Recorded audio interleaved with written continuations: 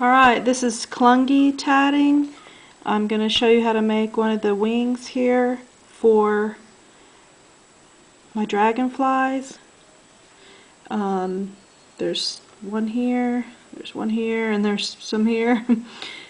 3 different ones. I am making the other dragonfly right now. The color that is not the dragonfly that I'm using for the outside is what I will be making making a loom with. This is pink.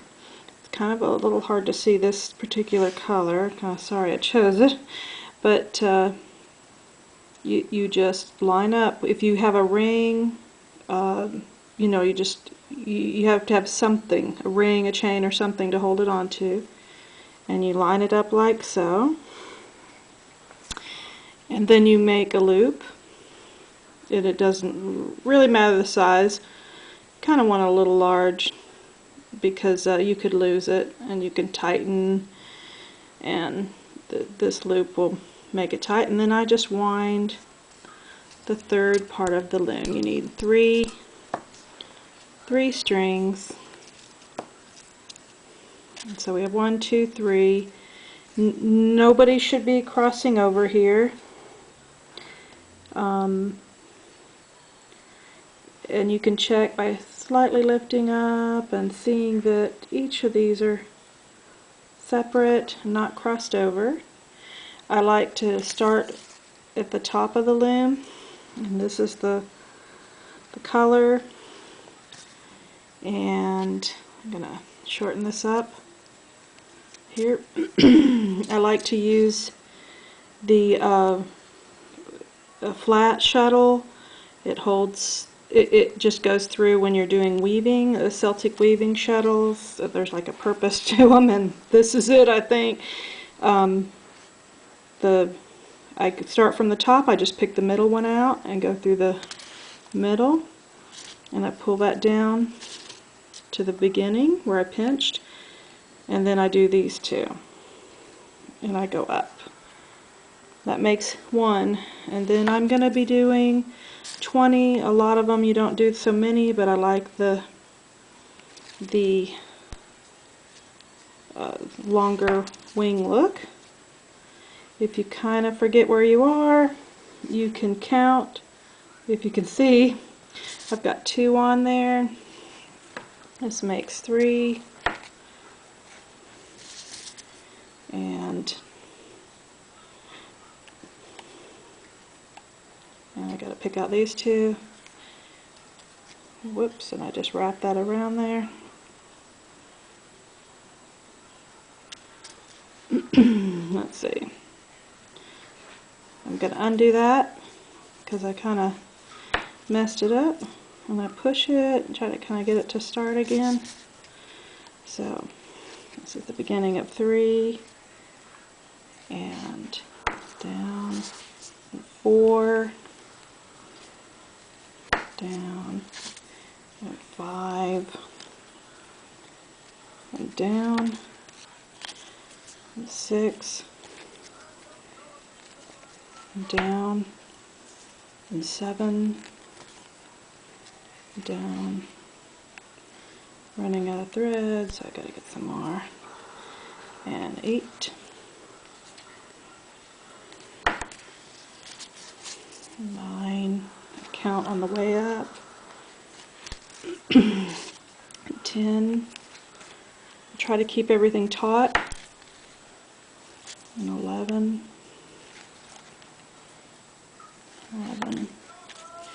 12. 12.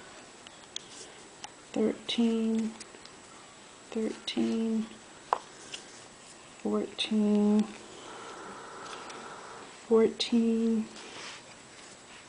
15. 15. 16. And 16. Need a little more thread. 17.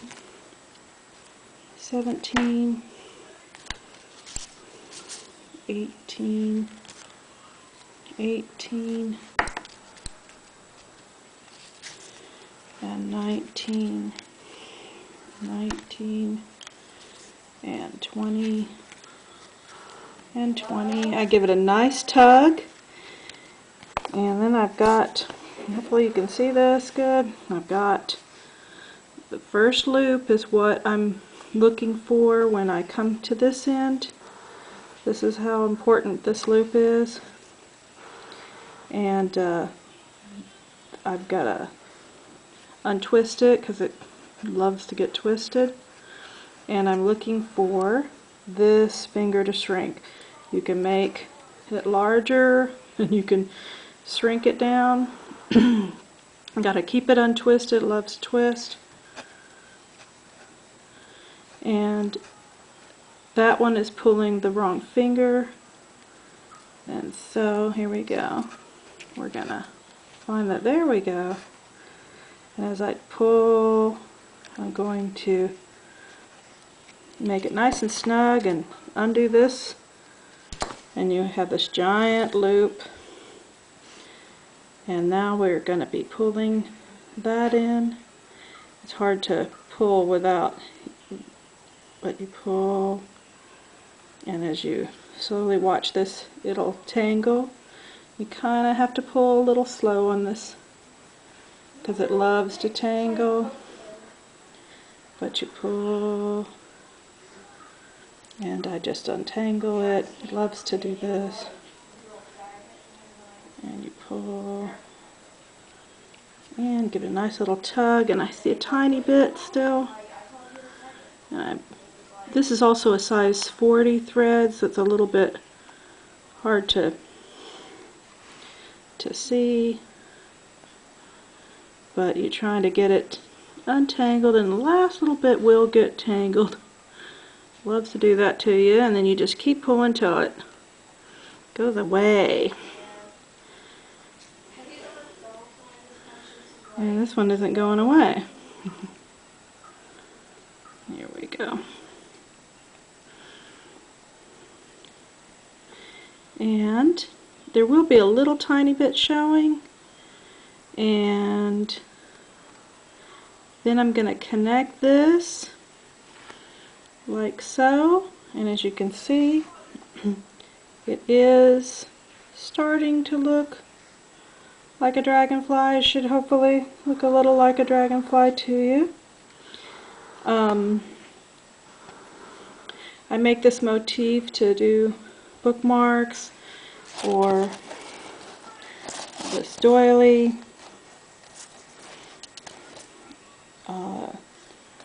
Just had a bunch of fun with it, and hopefully you learned a little about the clunky tatting, and we'll see you later.